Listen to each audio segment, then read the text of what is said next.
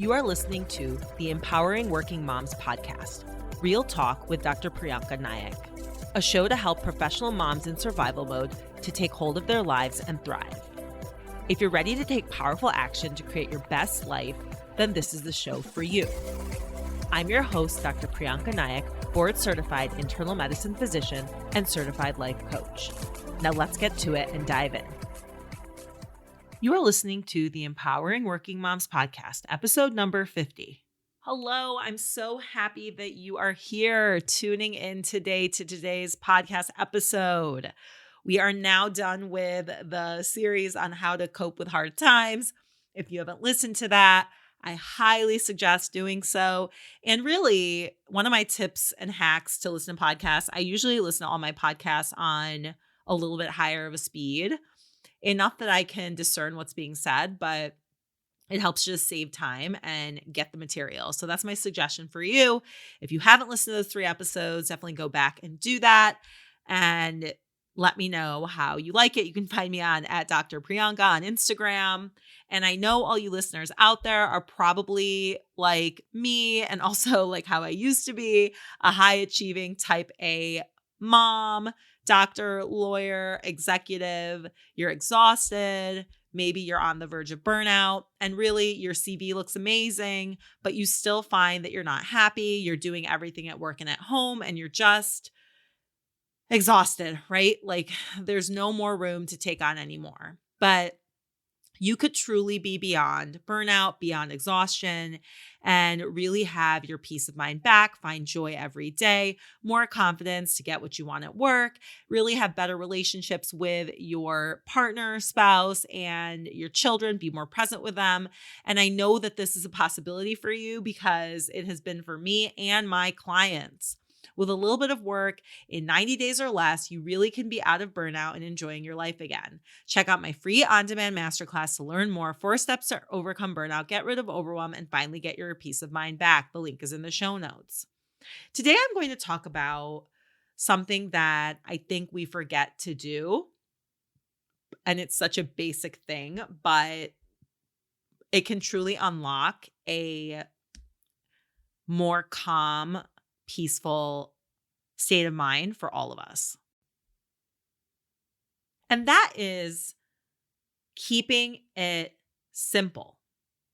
Because somewhere along the line, as we get older and we're advancing in our careers and we're trying to be the best partners and spouses and mothers and daughters and all the things, life just gets more complicated. And it's really important to remember to simplify things and really have a sieve to what we allow to come into our lives, what projects we take on, and keeping things simple and clear. Easy does it is an Al-Anon slogan that I love so much because when you say to yourself, easy does it, it kind of puts almost like a calming blanket over you or a situation, and we can think of things in more basic, simple terms. And I think we take our lives too seriously sometimes, right? Yeah, there are do or die things, maybe. There are serious things going on, but so many things, small things, especially the areas in our lives where we want to be perfectionists, like giving our kid the perfect birthday present, choosing the perfect school, the perfect activities, the perfect tutors, lessons, whatever. It's just not as crucial and critical as we make it out to be. And we do the best we can. We make the best decisions given what we know, and then we pivot if something changes or we need to make a change, right? But we don't have to kill ourselves over every single decision, over every single moment. We can take it easy does it, and keep things simple. We give a lot of energy to things that don't actually matter in the long run. And I say this because when our lives are over, or if we're towards the end of our lives, we want to be able to look back on them in a certain way, right? We want to live in integrity with how we want to live, regardless of what other people might think. We want to impact others positively, be good mothers, good wives, good daughters, have close relationships. I mean, everybody's priorities are different, but I think these are pretty top of mind and top priorities for myself and most of my clients. And though that's how we want to live our lives, meaning that is what is important to us, often I find clients getting caught up in shit that doesn't matter. It doesn't matter in the long run. It's small things like making plans or which restaurant to go to. And they will indulge, well, especially in the beginning before they really are following my process, but get caught up in and stressed out by moment to moment things. And this really is a drainer of energy. It contributes to exhaustion. It contributes to burnout, and it does not add to our longer term goals and vision. So realizing that we need to keep it simple, keep the decisions simple, keep the things that in the long run don't matter, don't really align with our priorities, then we can truly devote our energy to the things that do matter, like overseeing our child's homework or connecting with our kids in the morning or at bedtime, right? That's really what matters. But when we give our energy away to stuff that doesn't matter, then we don't have it for the things that we actually care about. So take some time to really think about, maybe inventory in the next couple days, where you find yourself giving your energy away. What are you spending your time on that maybe isn't important in the trajectory of your life? And where can you shift some of that energy to places where it would really matter and it would really count? And when I talk about our longer term vision, if you don't know what I'm referring to in terms of vision, because this is actually vision and really creating that and living in that vision is one of the first parts of my coaching program, Overcome Burnout for Good. And episode 1 of this podcast talks about living your life with intention. So if you're not familiar with any of these concepts, I highly recommend that you go back to the first episode and listen to that episode, which is called Your Dream Life Starts with Intention. If we can create a vision of what we want in our lives, figure out what our values are, which I believe I talk about that in the first episode too, then we can truly zoom out and have a larger view of our lives. And this is helpful in not getting caught up with the details, the nitty-gritty, because it is often the stress and the anxiety that we feel about smaller issues, smaller things that are going to come and go.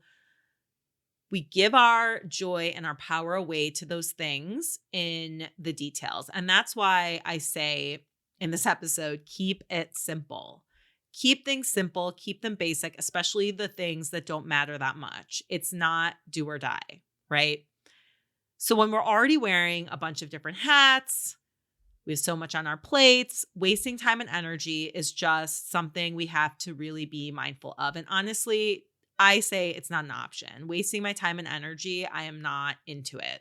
And I will tell you that I had a situation where I was renting a house. My landlords were not helpful in repairs that they should have been helpful in. And I did a survey of whether I wanted to have a big back and forth with them, which drains me of energy, or would I rather just pay for something that I really shouldn't have to pay for? And my decision was to pay for repairs that they should pay for because I literally wanted to preserve my brain space and energy because it wasn't worth it to drain myself with that. Because if I do that, then where is my energy when it comes to interacting with my kids and things that actually matter to me? So this is just a finite example of the smaller things that can really get us worked up. We have to decide if we want to devote energy to something or not. And this is really very in line with my episode where I talk about standing guard to the door of the mind, which is a quote by Jim Rohn. And it's so powerful and something to remember every single day that we really have to be careful of how we expend our brain space and energy as well, because it's finite. And with all the things that we manage, we just don't have it to waste. When you are obsessing over a mistake or imperfection, because I'm pretty sure we all have perfectionistic tendencies here. So when you find yourself doing that, ask yourself if that mistake or imperfection really matters in the long run. Okay. And this is such an important question because it gives us perspective. You could also ask yourself, what would my 80-year-old self say? Would she care?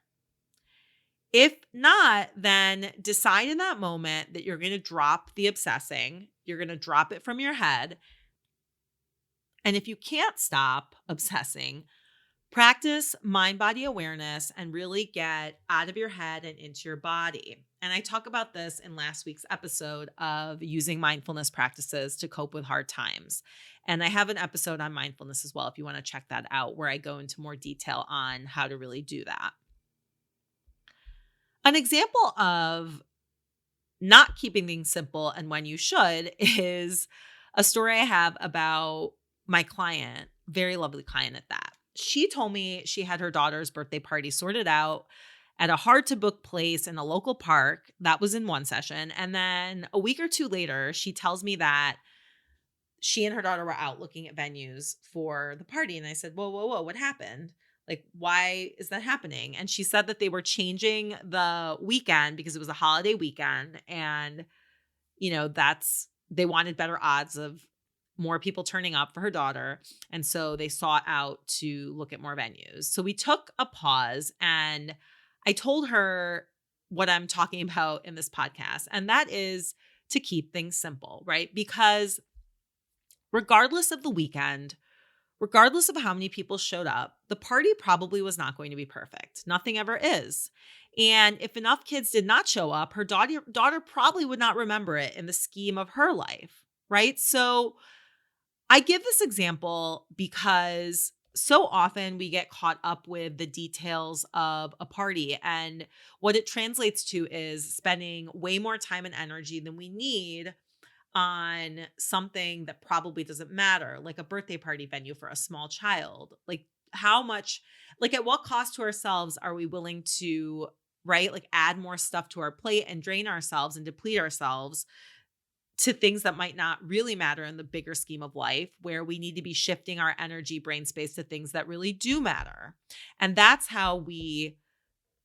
is the process, see, that you use to not exhaust yourself, right? If you are mindful with how you're doing these things, then you're going to have a lot more energy and not feel mentally and physically drained. And I'm going to give you a similar example of what happened to me. Actually, I booked a party for my 5-year-old son's birthday at a local play space where they pretty much do everything for you. So the idea there, of course, was to just simplify things for myself where I wouldn't have to do much and I wouldn't have to be totally stressed. And there was not a good weekend, though, to have the party because that specific month, well, first of all, I'm on call one weekend a month in general, during which I'm working all day Saturday, all day Sunday. So that weekend is always out, right? And that particular month, my new au pair was arriving and my son's spring break also fell in that month. So there just was no perfect time. I reserved a date and then the play space called me saying that the original date I booked didn't work. So we had to change it. And then I ended up changing my au pair's arrival date as well. And the date that it ended up being was the first Saturday of his spring break. So I knew there was a risk of less people showing up because maybe his classmates were going out of town. So I invited more people, but I just kept it that weekend instead of driving myself crazy to look for another place, look for another weekend, because I knew that there was no perfect solution. And I did the best I could. I really kept it simple, spending one day shopping for the stuff for the birthday. And it was a really lovely party that I'm sure he will remember and he was happy about. And it was decently sized too. And the moral of this long-winded story is that I just kept things really basic, really simple for myself. It was not do or die. I knew that going through the trouble of finding a new place, finding a different weekend, adding extra tasks, extra stress for myself, really that stress would not have ended up for a greater good. but really just would have depleted me in the end and taken away energy that I needed for things that actually are more important.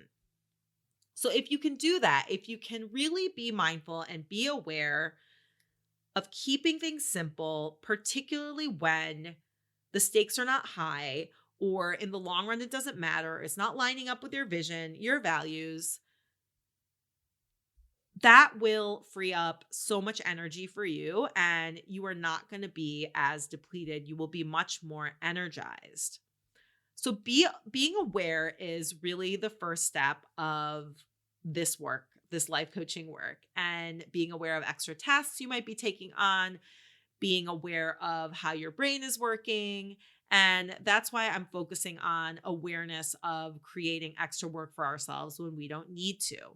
We can actually keep things basic and simple. And think about the things you obsess over with your kids. Are those the things that maybe bothered you about your childhood? And if so, why? Because we also cannot control our children's perception of their childhoods. We can only do our best and keep trying to learn and grow, right? So obsessing over small things like birthday parties really doesn't serve us in the long run. So if we can just be aware of our brains, what they're doing, and be mindful of how we're expending our energy, and really try to expend our brain space and energy on topics that are truly near and dear to our hearts, that really matter in the long run, that as we're at the end of our lives will be good, that we, put more time and energy into that. That's what we want to do. Not obsessing over something we said to our boss or the way somebody looked at us at a meeting. Like, that is not going to matter when you're dying. So though that sounds really drastic, really try and keep that in mind as you proceed in getting yourself out of exhaustion and out of fatigue and out of feeling drained. And you truly can be out of burnout. You can have a burnout-free life with more confidence, peace of mind, better relationships with your spouse, your children, more presence, get off your phone, not be mindlessly scrolling, make their soccer games, have hours back every week. You can do that because this has been possible for me and my clients. In less than 90 days, you can be out of burnout and enjoying your life again. Join my foundational coaching program for any professional mom. Overcome burnout for good, to be rid of burnout and overwhelm and really enjoy your life in 90 days or less. Program.stresscleansemd.com/work with me. The link will be in the show notes. Thank you for tuning in, and I will talk to you next week. Thank you for listening to this episode of the Empowering Working Moms podcast, Real Talk with Dr. Prianca Naik. If you are ready to get unstuck and out of survival mode to live your best life, I want to invite you to book a free 30-minute consultation call with me. To get started, visit priancanaikmdcoaching.as.me. Link in the show notes.